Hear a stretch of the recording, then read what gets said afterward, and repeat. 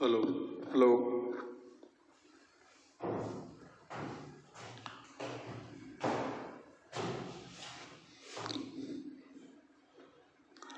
नमस्कार। कैसे हैं आप लोग? कुछ पता नहीं चलता है। खैर जो भी हो, जैसे भी हैं, स्वस्थ रहिए, स्वच्छ रहिए। तो हम लोग आगे की ओर बढ़ते हैं। पिछले क्लास में हम लोग देखे थे इलेक्ट्रोकेमिस्ट्री का 2 क्लास देखे। इंट्रोडक्शन बेसिक क्लास था। आज भी उसी बेसिक क्लास में कुछ टॉपिक को हम लोग देख रहे हैं। उसमें हम लोग स्टार्ट कर रहे हैं सेल के बारे में कि सेल क्या है। तो देखते हैं।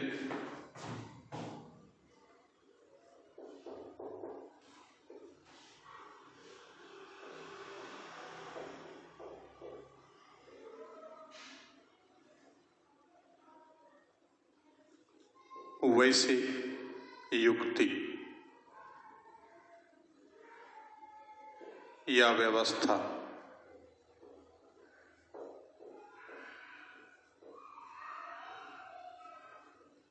अरेंजमेंट जिसके द्वारा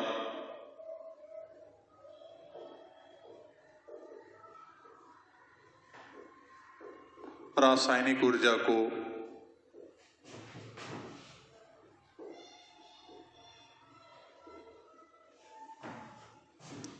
वैद्युत ऊर्जा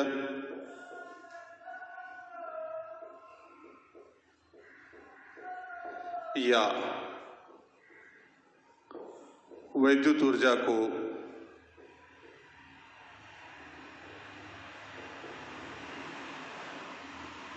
रासायनिक ऊर्जा के रूप में परिवर्तित किया जाता है।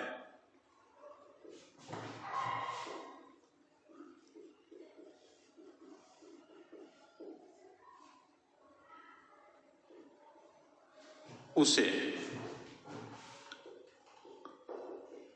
सेल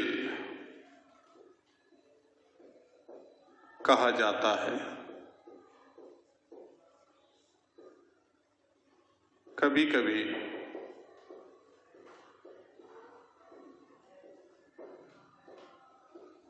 सेल के सहायता से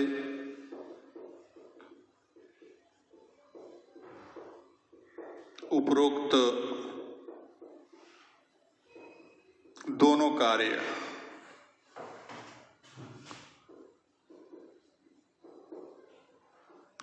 किया जाता है।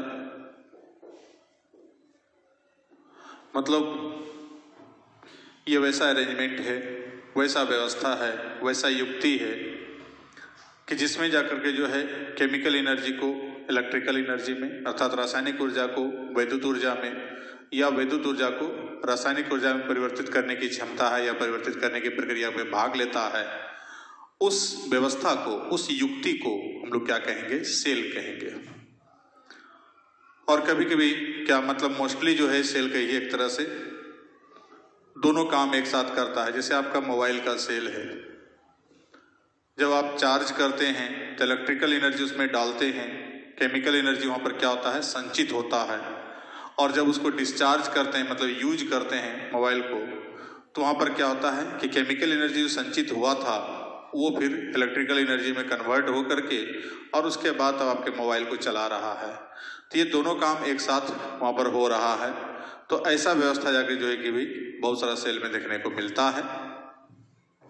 अब आप लोग आगे देखते हैं। इसमें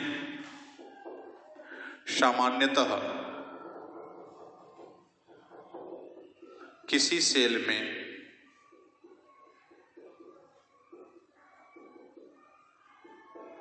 दो अलग अलग आवेश युक्त प्लेट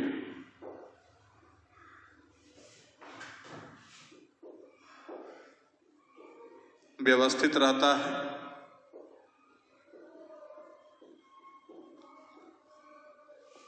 जिसे इलेक्ट्रोड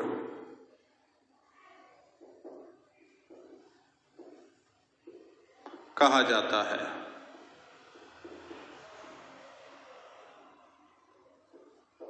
इलेक्ट्रोड को दो भागों में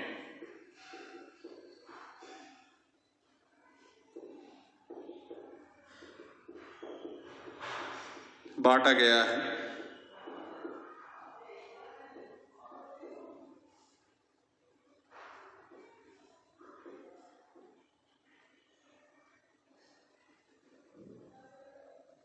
धनावेशित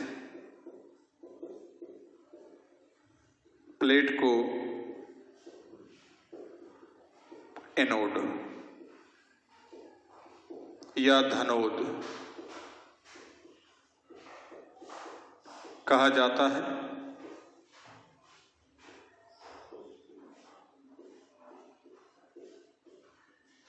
ऋणावेशित प्लेट को कैथोड या ऋणोद कहा जाता है।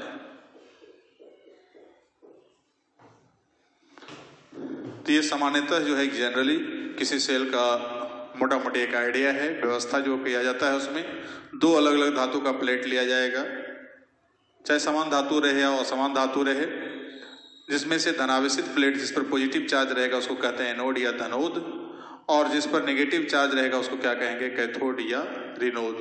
तो इस प्रकार से जाके सेल हम लोग समझ गए कि सेल क्या है, कि वैसा युक्ति है, वैसा अरेंजमेंट है, वैसा व्यवस्था है। मतलब इलेक्ट्रॉनिक अरेंजमेंट करते हैं हर चीज़ में। जैसे हम लोग तो अरेंजमेंट ही करते हैं, डायनेमो बनाते हैं, मोटर बनाते हैं, तो एक अरेंज कर रहे हैं, व्यवस्था कर रहे हैं सब कुछ करके, यहाँ पर ये लगाए, यहाँ पर वो लगाए।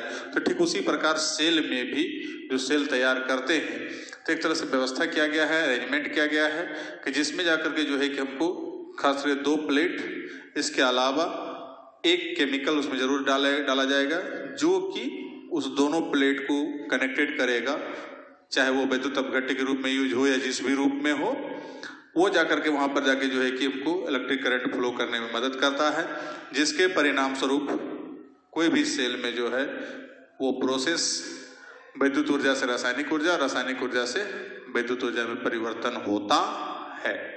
तो इस प्रकार से सेल का परिचय हम लोग देख लिए। अब हम लोग देखते हैं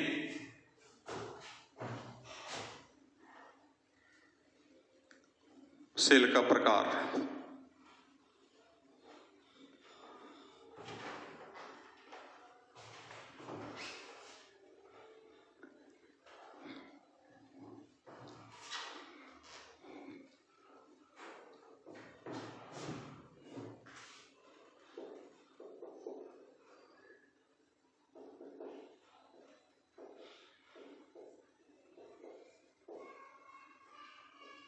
Types of cell.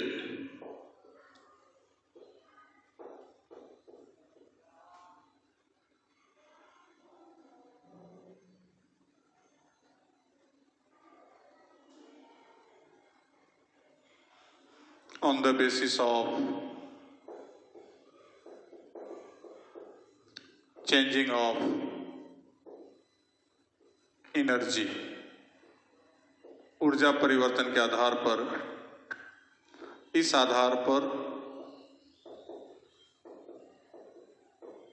सेल को दो भागों में बांटा गया है।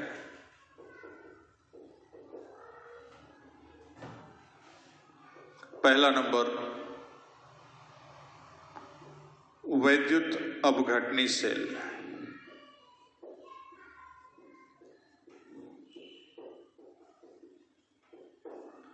इलेक्ट्रोलाइटिक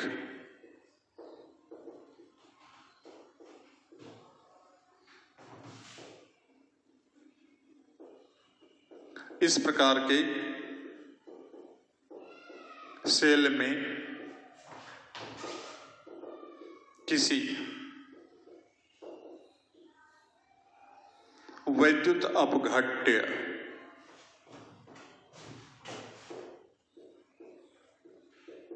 का वैद्युत अपघटन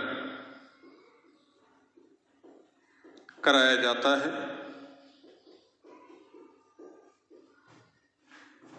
अर्थात वैसा सेल जो वैद्युत ऊर्जा को रासायनिक ऊर्जा के रूप में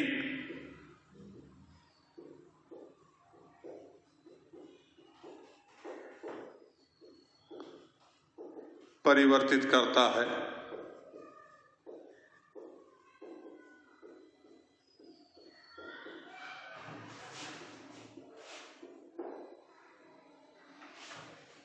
दूसरा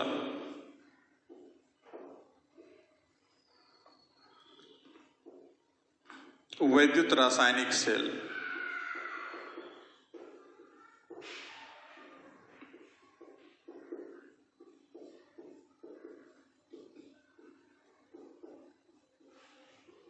इलेक्ट्रोकेमिकल सेल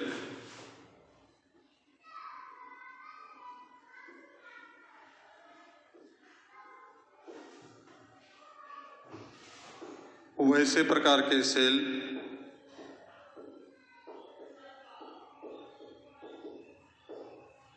जो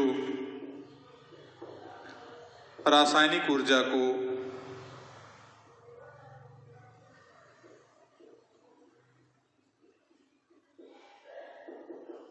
वैद्युत ऊर्जा के रूप में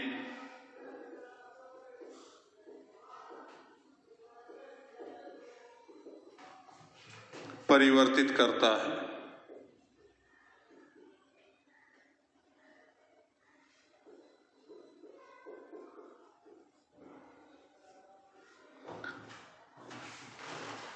तो ये जो है रासायनिक ऊर्जा को वैद्युत ऊर्जा में परिवर्तित करता है और ये वैद्युत ऊर्जा को रासायनिक ऊर्जा में परिवर्तित करता है। तो एक हो गया इलेक्ट्रोलाइटिक सेल और दूसरा हो गया electrochemical cell.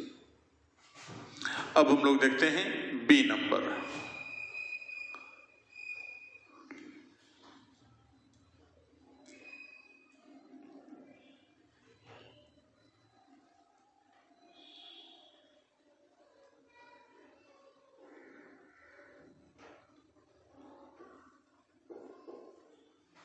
On the basis of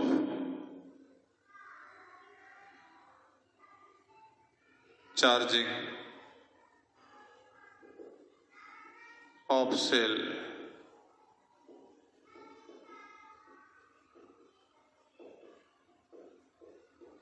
cell को दो भागों में बांटा गया है।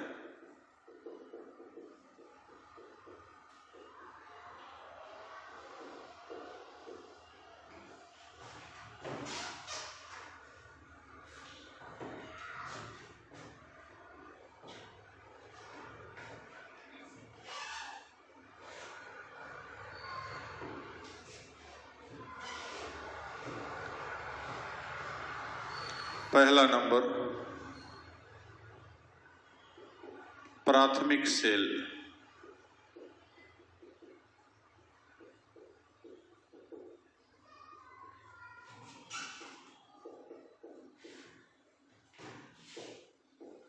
वैसे प्रकार के सेल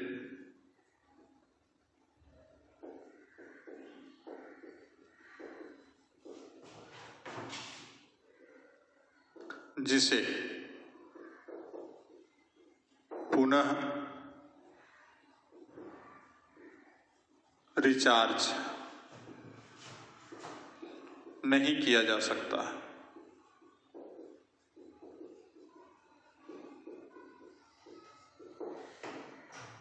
एग्जाम्पल ड्राई सेल, शुष्क सेल जिसको बोलते हैं,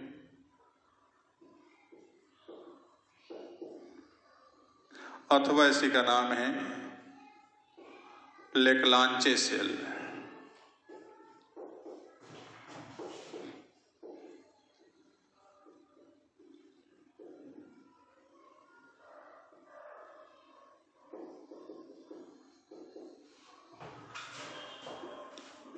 बटन सेल,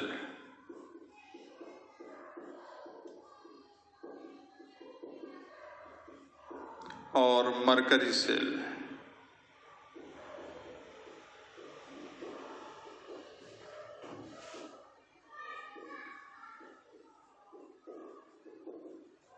ठीक है, तो वैसा सेल जिसको हम लोग पुनः रिचार्ज नहीं करते, एक बार मतलब यूज एंड थ्रो, यूज कर लिए फेंक दिए। जैसे टॉर्च वगैरह सब में जो सेल यूज करते हैं, घड़ी सब में जो सेल यूज करते हैं, हैंड वॉच में यूज करते हैं छोटा वाला बटन वाला सेल, तो उस ढंग का जो भी सेल है उसको हम लोग एक बार यूज करेंगे, उसको फिर रिचार्ज नहीं कर पाते हैं, तो ऐसा सेल को कहते हैं हम लोग प्राइमरी सेल। और दूसरा है द्वितीयक सेल।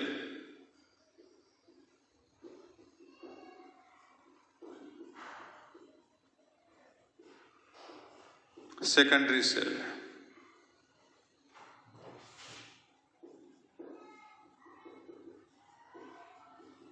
वैसे प्रकार के cell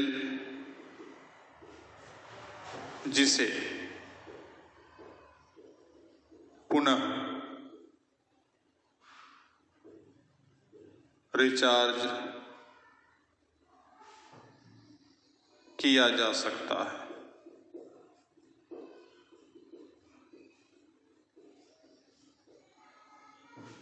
example, lead storage cell,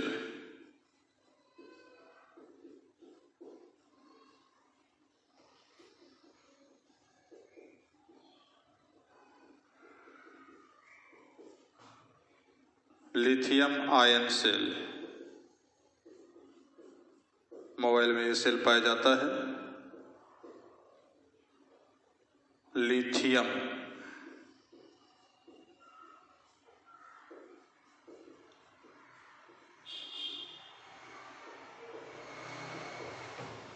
ठीक है, मतलब जिसको रिचार्ज नहीं कर पाएंगे, रिचार्जेबल नहीं है, उसको कह दिए हम लोग प्राइमरी सेल, और जिसको रिचार्ज कर सकते हैं वो कहलाता है सेकेंडरी सेल या द्वितीयक सेल। तो इस प्रकार से दो भाग में बांटे चार्जिंग के आधार पर, एक प्राइमरी और दूसरा सेकेंडरी है।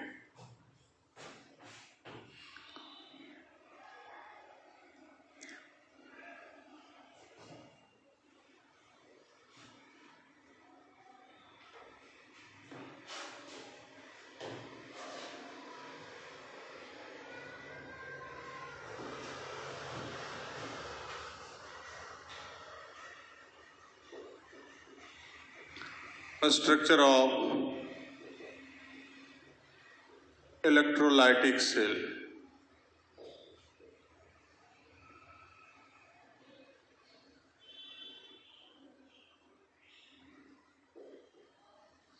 वैद्युत अपघटनी सेल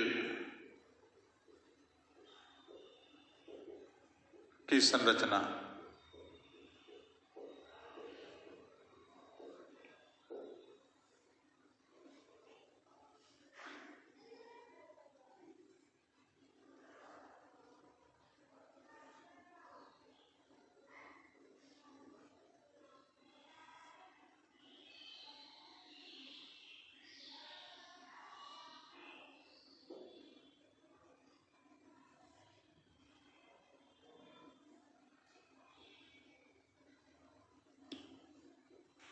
एक प्लस,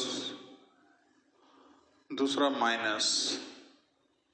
अब यहाँ पर कुछ केमिकल का सॉल्यूशन लेते हैं या मोल्टेन स्टेट।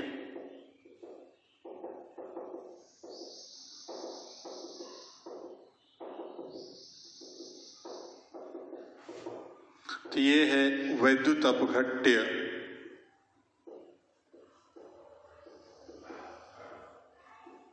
का जलीय विलयन या द्रवित अवस्था। ये है कैथोड प्लेट और ये है आपका एनोड प्लेट।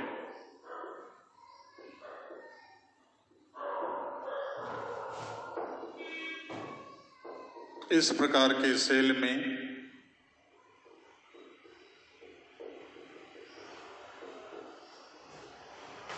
सामान्यतः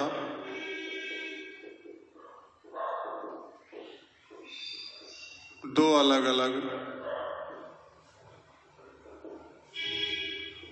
आवेश युक्त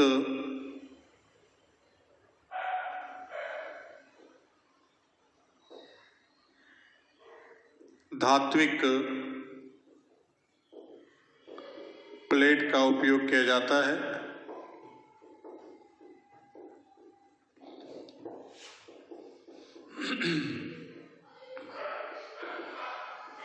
मतलब धनावेशित प्लेट जो होगा इसको कहेंगे एनोड, और दूसरा ऋणावेशित प्लेट जो होगा उसको कहेंगे कैथोड प्लेट। अब इसके अलावा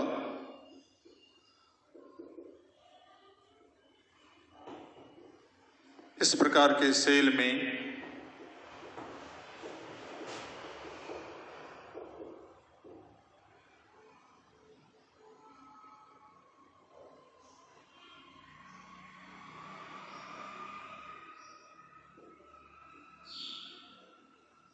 किसी वैद्युत अपघट्य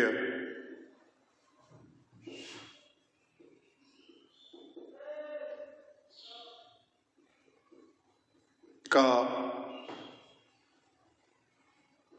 जलीय घोल या द्रवित अवस्था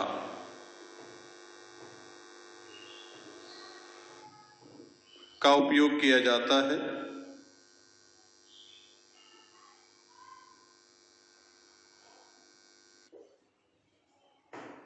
जिससे विद्युत धारा प्रवाहित करने पर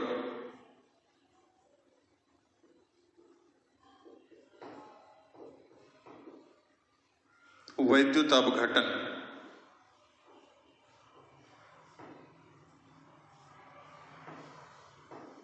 की प्रक्रिया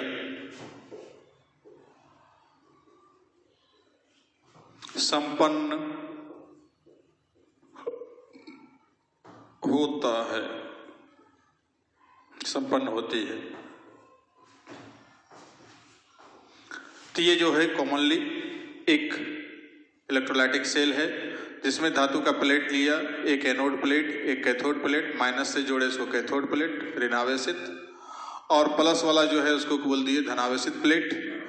अब इसके अलावा यहाँ पर एक केमिकल का जो है जलीय घोल लेते हैं या द्रवित अवस्था लेते हैं, जो वैद्युत अपघट्य हम लोग पीछे परिभाषा देख चुके हैं वैद्युत अपघट्य का।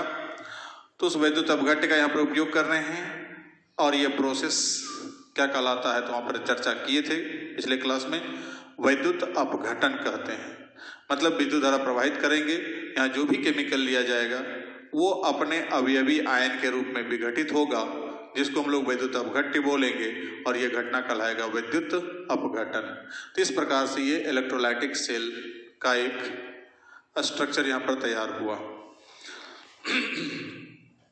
अब जो है हम लोग एक टॉपिक और देखते हैं जो 10th में भी आप देखे थे और आगे 12th में भी देखना है फिजिक्स में।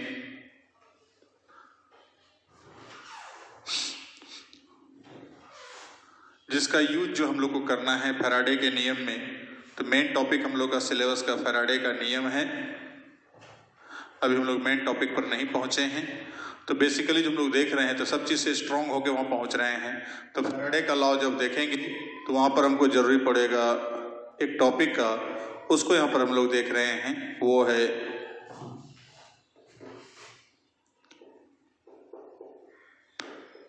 सेलों का समूहन।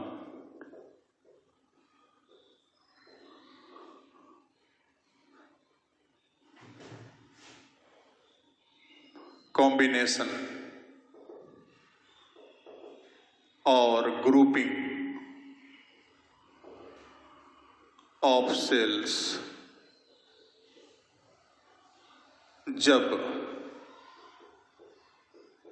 किसी विशेष मकसद से दो या दो से अधिक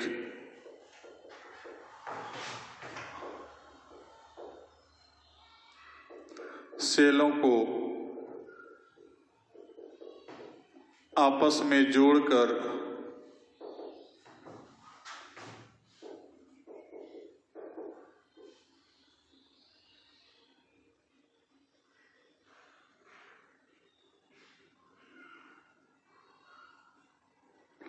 व्यवस्था किया जाता है,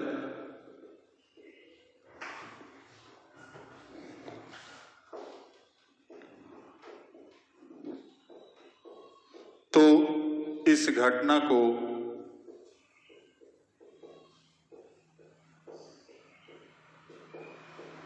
सेलों का समूहन कहा जाता है।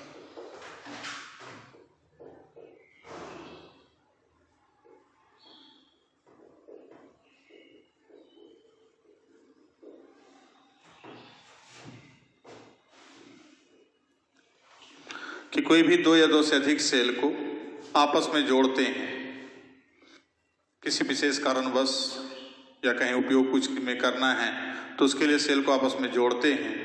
तो जोड़ने की जो प्रक्रिया जो है वो क्या कहलाता है? सेलों का समूहन या ग्रुपिंग ऑफ सेल। इसे निम्नांकित 3 भागों में बांटा गया है। पढ़ा हुआ टॉपिक है आप लोग का। पहला नंबर, सेलों का, या डायरेक्ट हम लिखें समानांतर क्रम समूहन।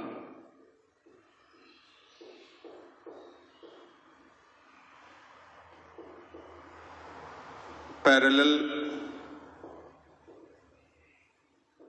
combination of cells।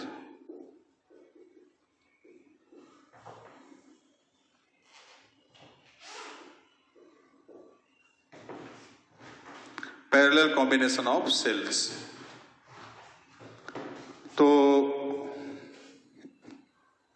जब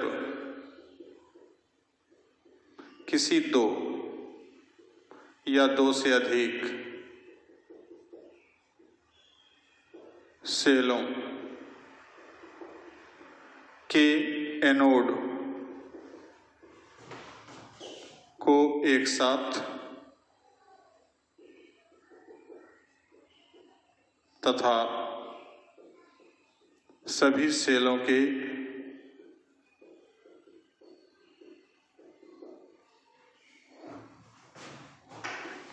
कैथोड प्लेट को एक साथ परिपथ में जोड़ा जाता है,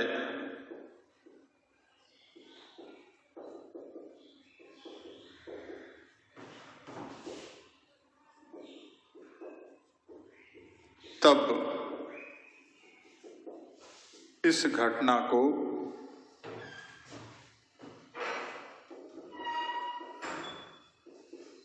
समानांतर क्रम समूहन कहा जाता है। मतलब कोई भी दो या दो से अधिक सेल को यदि हम लोग इस प्रकार से जोड़ें कि सभी सेल का एनोड एक साथ हो और कैथोड एक साथ हो और सबको एक सर्किट में जोड़ देते हैं, तो ये जोड़ने की प्रक्रिया क्या कहलाएगा? समानांतर क्रम समूहन उसका। अर्थात इस प्रकार से समझिए कि यहां जो है एक सेल है, दर्शाते हैं, रिप्रेजेंट करते हैं सेल को एक बड़ा एक छोटा प्लेट से। अब यहां एक साथ सबको जोड़ रहे हैं।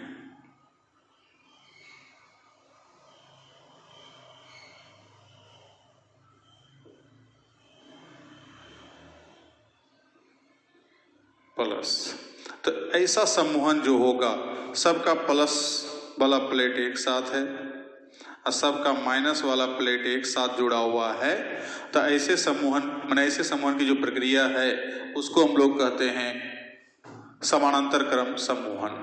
अब इसका खासियत क्या है, विशेषता क्या है, तो विशेषता को हम लोग देखें। यहाँ पर हम लोग समझ गए खाली कि सम्मोहन किसको कह दिए हमको अगर के, तो दो या दो से अधिक सेलों को जब जोड़ रहे थे हमको सम्मोहन कहलाया। अब उसमें से समानांतर क्रम सम्मोहन में क्या हुआ कि प्रत्येक सेल का जो है एनोड प्लेट एक साथ है, कैथोड प्लेट एक साथ है, तो ऐसा टाइप का जो सम्मोहन होगा उसको हम लोग कहेंगे समानांतर क्रम सम्मोहन। अब इसका कुछ खासियत है।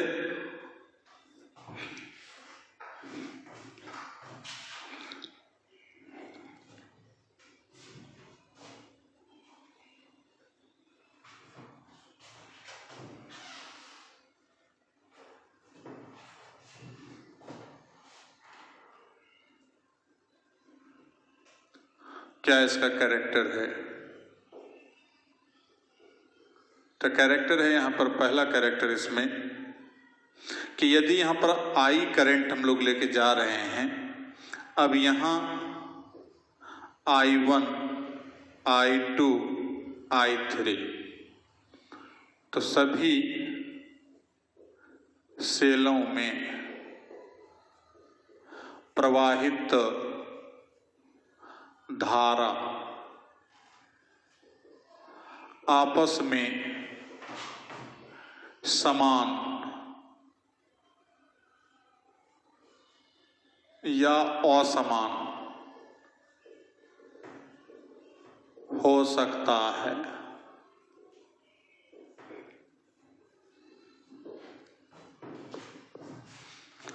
मतलब आपस में सब समान भी हो सकता है, I1, I2, अर्थात हम लोग कह सकते हैं क्या क्या पॉसिबिलिटीज है उसको देखिए। I1 बराबर हो सकता है I2 का, I3 का। इसके अलावा I1 बराबर I2 तो हो सकता है लेकिन I3 के बराबर नहीं भी हो सकता है। I1 जो है I2 के बराबर नहीं होगा लेकिन ये दोनों आपस में बराबर हो सकता है, या I1 I3 के बराबर होगा लेकिन I2 के बराबर नहीं हो सकता है, या संभावना है I1, I2 और I3 तीनों आपस में बराबर नहीं हो। ये कंडीशन हो सकता है, वो डिपेंड कर रहा है जो व्यवस्था कर रहा है, अरेंज कर रहा है, प्लस बैटरी के जो जहाँ सेल है, सेल के कैपेसिटी पर। अधिक भारी भरकम सेल है, यहाँ कम सेल है, तो सबका अलग अलग वोल्टेज वगैरह सब जो भी हमको पोटेंशियल डिफरेंस वगैरह सब निकालते हैं, तो उसके हिसाब से कोई अधिक चार्ज अधिक धारा खोजेगा, किसी में धारा कम यूज होगा, तो वो जाकर के सेल के क्वालिटी पर भी डिपेंड करेगा। यदि तीनों सेल एक क्वालिटी का है, एक पावर का है, तो हमको तीनों में सेम भी हो सकता है। यदि हो सकता है ऐसा भी कि तीनों में जाके सेम क्वालिटी का सेल नहीं हो, सेम पावर का सेल नहीं हो, तो वैसे कंडीशन में अलग अलग धारा भी हो सकता है। लेकिन एक कंडीशन और यहाँ लगा हुआ है, परंतु सभी सेलों में प्रवाहित धारा का कुल योग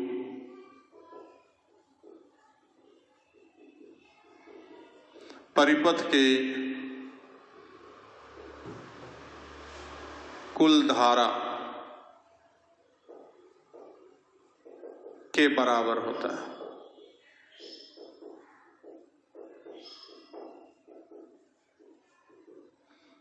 मतलब अर्थात यहाँ पर ऐसा हो सकता है कि होगा ही I बराबर जो होगा I1 plus I2 plus I3, जितना भी धारा सब सेल से प्रवाहित होगा सबका योग जो कुल धारा जो हमको यहाँ प्रवाहित हो रहा है I, इसके बराबर होगा।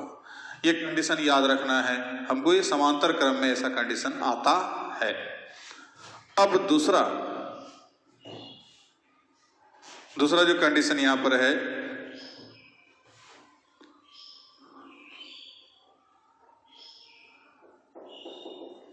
सभी सेलों में धारा प्रवाह का समय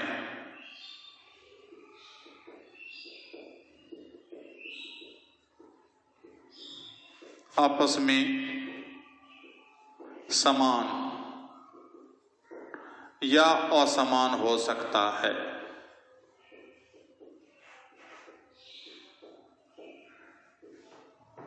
अर्थात फिर वही बात, T1 बराबर T2 बराबर T3 हो सकता है यदि स्विच ऑफ नहीं करें किसी सेल का, तीनों सेल में कंटिन्यूसली हम एक के साथ कनेक्शन करें, उसको एक के साथ मैंने स्विच ऑफ करते हैं तो तीनों में समय बराबर हो सकता है। या फिर वही बात हो सकता है T1 बराबर T2 हो सकता है, वो मेरे ऊपर डिपेंड कर रहा है कि हम कब उसका कनेक्शन काट दें। T1 T2 के बराबर नहीं हो सकता है, या T1 जो है T3 के बराबर हो सकता है, लेकिन T3 जो है T2 के बराबर नहीं हो सकता, या T1 T2 और T3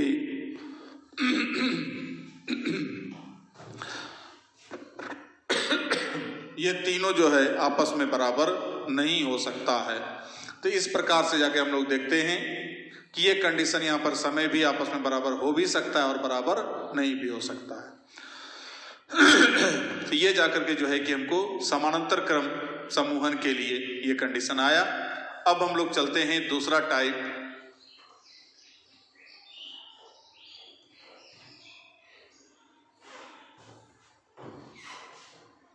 मैंने हमको दूसरा का जरूरत है यहाँ पर, बाकी सब फिजिक्स में जाकर डिटेल आप पढ़ेंगे, उतना डिटेल तो यहाँ मैं नहीं बता सकता, समय अभाव है थोड़ा सा, तो इसलिए वहाँ पर जाके फिजिक्स में ज़्यादा डिटेल करके आप देखेंगे, सवाल वाल भी वहाँ पर देखने को मिलता है बनाने के लिए। तो यहाँ जो हम लोग देखने जा रहे हैं वो है दूसरा जो हमको जरूरत होगा यहाँ पर ज़्यादा, सेकेंड टाइप, श्रेणी क्रम सम्मोहन।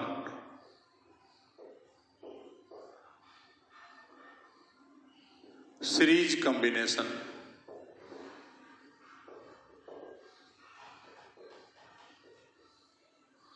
जब सभी सेलों, जेड हो रहे, 2 हो रहे या 3 हो रहे, के एनोड तथा कैथोड को एकांतर क्रम में एक दूसरे के साथ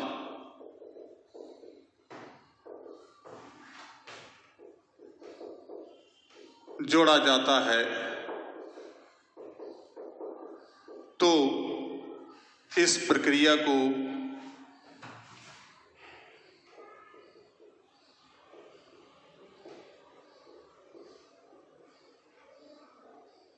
श्रेणी क्रम समूहन कहा जाता है।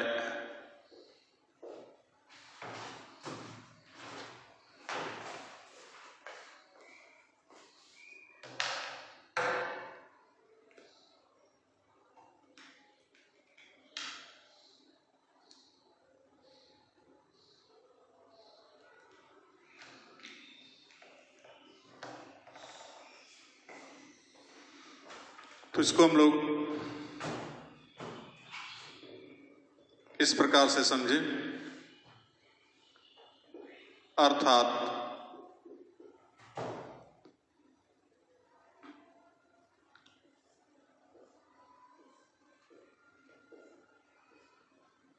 अब इसका कनेक्शन इसके साथ, इसका कनेक्शन अल्टरनेटली है, यहां प्लस माइनस, तो ये प्लस है, ये minus, plus minus plus minus, मतलब टॉर्च वगैरह सब में जो सेल लगाते हैं हम लोग, तो एक सेल है उसके बाद पीछे से दूसरा सेल लगाते हैं, तो इसका प्लस इधर लगा हुआ है, परिपथ में जुड़ा हुआ है। अब इसका जो माइनस है इस सेल का, पेन जो नीचे देखते हैं पेंदी, अब इसमें दूसरे का प्लस जो लगाते हैं, तो इसका माइनस, इसका प्लस, फिर उसका प्लस, उसके फिर माइनस के साथ जो कनेक्शन जुड़ा रहेगा, इस तरह का सेल कॉम्बिनेशन क्या कहलाएगा हमको यहाँ पर? श्रेणी क्रम सम्मोहन। अब यहाँ पर जो है आई यदि करंट यहाँ प्रवाहित हो रहा है तो यहाँ भी आई ही होगा, यहाँ भी आई ही होगा, यहाँ भी आई ही होगा।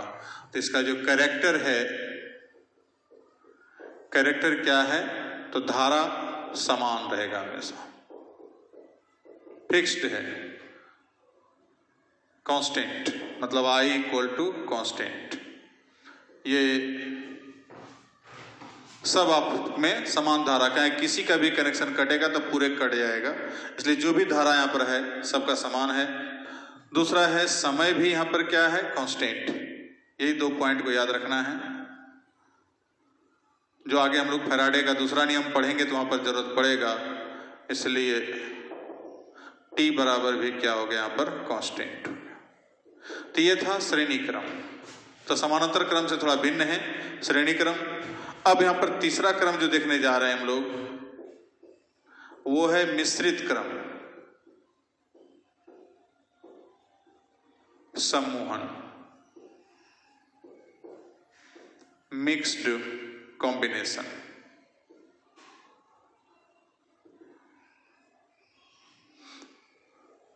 जब सेलों को समानांतर क्रम तथा श्रेणी क्रम दोनों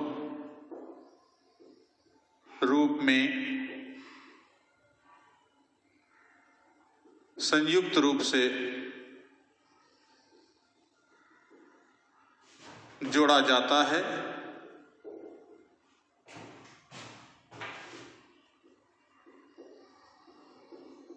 तब इसे मिश्रित क्रम सम्मोहन कहा जाता है।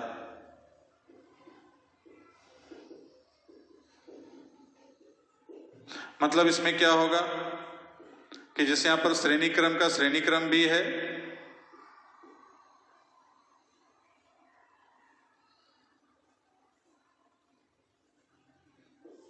इधर भी दूसरा है क्रम,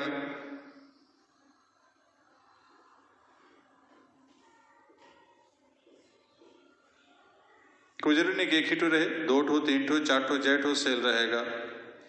अब यहां पर प्लस माइनस, तो ये आपस में क्या है? प्लस माइनस सब श्रेणी क्रम में है। यहाँ प्लस माइनस श्रेणी क्रम में है, यहाँ प्लस माइनस अकेले है। अब लेकिन ये सब आपस में क्या है? समानांतर क्रम में है। तो ये दोनों का जो मिक्सिंग रूप होगा, तो इस प्रकार के कनेक्शन को हम लोग क्या कहेंगे? इस प्रकार का जो कॉम्बिनेशन होगा उसको हम लोग कहेंगे मिश्रित क्रम सम्मोहन, मिक्स टाइप का है ये। तो ये जाके तीनों डिटेल से जाके वहां पर फिजिक्स में पढ़ेंगे आप लोग। लेकिन तत्कालिक हमको मैंने इसको खाली 2 पॉइंट को जानना था कि श्रेणी क्रम में जो सम्मोहन होता है सेलों का, उसमें क्या होता है? धारा हमेशा क्या रहेगा? कांस्टेंट रहेगा, और टाइम भी क्या रहेगा? कांस्टेंट रहेगा। बस ये 2 पॉइंट को जानने के लिए हमको इतना दूर तक जाना पड़ा। तो सेलों का सम्मोहन यहीं पर समाप्त होता है। इसके बाद अगला टॉपिक जो हम लोग देखेंगे, जो माइग्रेशन थ्योरी हम लोग को देखना है उसको देखेंगे, और उसके बाद तब फिर जाकर हम लोग फैराडे के लॉ पर लौटेंगे। लेकिन तत्कालिक के लिए अभी इंतजार करना पड़ेगा आपको। उतना देखने के बाद हमको फैराडे के लॉ पर जाएंगे। तब तक के लिए हमको इंतजार कीजिए। अगले दिन भी फिर मिलते हैं अगले क्लास में अगले टॉपिक के साथ। धन्यवाद।